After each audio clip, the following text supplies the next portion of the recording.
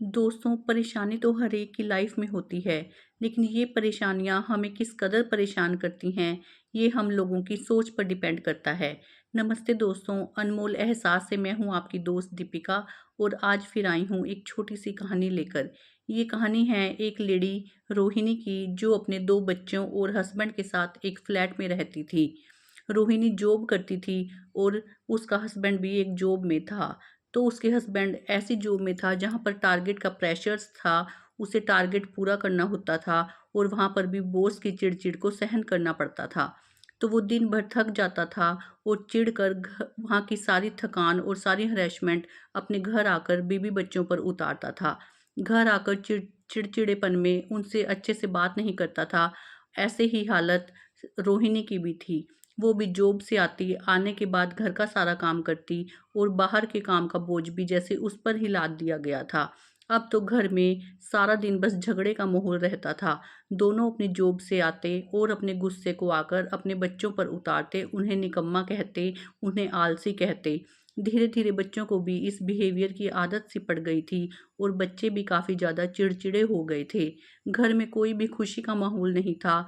लोग तीनों के तीनों या चारों इकट्ठे नहीं बैठते थे और ना ही सुख-दुःख की बातें शेयर करते थे।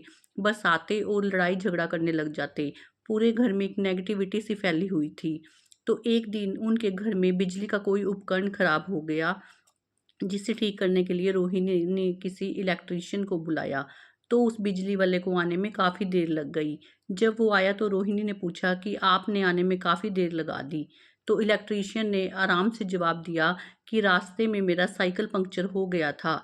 साइकिल नीचे गिर गया, जिससे उस पर जो खाना बना हुआ टंगा हुआ था वो भी नीचे कीचड़ में गिर गया और ये मेरे बिजली का सामान भी नीचे गिर गया। और इन सबको इकट्ठा करते हुए मैं यहाँ पर आया हूँ और आपका बोर्ड ठीक करने आया हूँ। तो रोहिणी ने उसे चाय पिलाई और कहा, अब आपका साइकिल खराब है तो मैं आपको छोड़ आऊँगी। तो वो पूरा काम कर देने के बाद रोहिणी उसे अपने साथ ले गई और उसे उसके घर पर छोड़ आई। उसने देखा कि उस इलेक्ट्रीशियन ने अपना थैला जिसमें उसके औजार रखे थे, उन सारों को एक पेड़ पर टांगा और उसके पत्तों को भी सहलाया और वहाँ खड़ा होकर कुछ कहने लगा। और फिर उसके बाद रोहिणी को आराम से कहा कि मैडम आइए, आकर अंदर चाय पीजिए। तब रोहिणी भी अंदर चली गई। तब वो ये सब देखकर हैरान रह गई कि जो इलेक्ट्रीशियन था वो बड़े प्यार से अंदर गया। उसे देखकर उसके दोनों बच्चे खिलखिलाकर पापा पापा कहते हुए उसकी गोद में चढ़ गए और इलेक्ट्रीशियन ने भी बड़े प्यार से उन्हें सहलाया, उन्हें प्यार किया। और उसकी वाइफ भी बड़े आदर सम्मान के साथ अपने पति से बोली और रोहिणी के लिए चाय भी लाई। बड़े सम्मान से उसे चाय पिलाई गई और उसका आतिथ्य सत्कार किया गया। तब रोहिणी के मन में एक बात आई कि उस इलेक्ट्रीशियन से पूछे और उसने ऐसा ही किया। उसने उससे कहा कि आपकी लाइफ कितनी परेशानियों से भरी हुई है। पिछले 2 घंटे में आप कितने परेशान हुए हैं। आपका साइकिल पंक्चर हुआ, खाना कीचड़ में गिर गया और भी सामान कीचड़ में गिर गया और आप मेरे घर लेट पहुँचे और अब कल साइकिल ठीक करवाते रहेंगे। लेकिन फिर भी आप अपने घर में इतनी सरलता से, इतने प्यार से एंट्री कर रहे हैं, आपके बच्चे इतने हँस रहे हैं, आपकी वाइफ भी प्यार से बोल रही है, आप ऐसा कैसे कर लेते हैं? तब उस बिजली वाले ने बड़े ही अच्छे शब्दों में अच्छी बात सिखाई कि मैं अपने बाहर की और काम की सारी समस्याओं को अपने घर में क्यों लाऊं।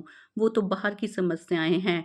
दिन भर मैं कमाता किसके लिए हूँ? अपने बीबी और बच्चे के लिए कमाता हूँ। यदि मैं इन्हें भी वहाँ की टेंशन देने लगूँ तो मेरे घर में तो बहुत ही बुरा माहौल हो जाएगा। आपने देखा कि मैंने बाहर एक झोला टांगा है पेड़ पर, तो वो मेरे दिन भर की सारी समस्याएं थी। मैं डेली यही करता हूँ, जब बाहर से आता हूँ तो सारी समस्याओं को बाहर ही टांग आता हूँ और उस पेड़ से प्रार्थना करता हूँ कि सारी समस्याएं ले ले। और आप मानेंगी कि मैं जब अगले दिन उस झोले को उठाता हूँ तो उस झोले को थोड़ा सा हल्का महसूस करता हूँ, जैसे उसकी समस्याएं भी कम हो गई हों। और घर में एंट्री करते हुए मैं बाहर की सारी समस्याओं को भूल जाता हूँ। बस मैं घर में रहते हुए अपने बीबी और बच्चे का बनकर रहता हूँ, पूरा खुशनुमा होकर माहौल बिताता हूँ और इनसे प्यार से बोलता हूँ। कभी भी कड़वे शब्दों से इन्हें अपने सारी समस्याओं के बारे में नहीं बताता।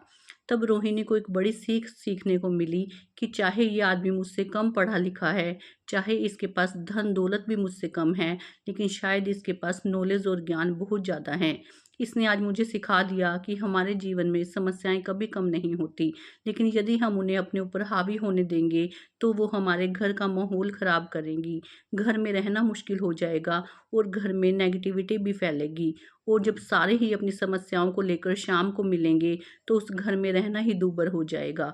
इसलिए अच्छा है कि सब लोग घर में आने से पहले घर की समस्याओं को अपने दरवाजे से बाहर ही रख दें और अंदर आकर बस यही टारगेट रखें कि हमें हमारी फैमिली के साथ खुश रहकर जीना है, अपनी बातें शेयर करनी हैं और एक हैप्पी सा माहौल क्रिएट करना है।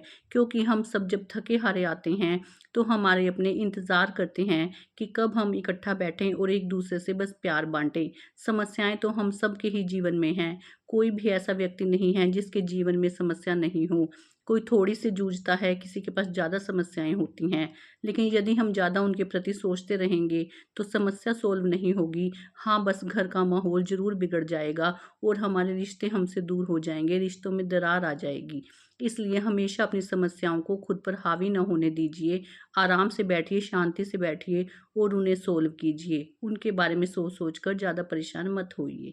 चलिए दोस्तों, आज के लिए इतना ही। फिर मिलूंगी आपसे एक नई कहानी के साथ। तब तक के लिए सभी को मेरी राधे राधे।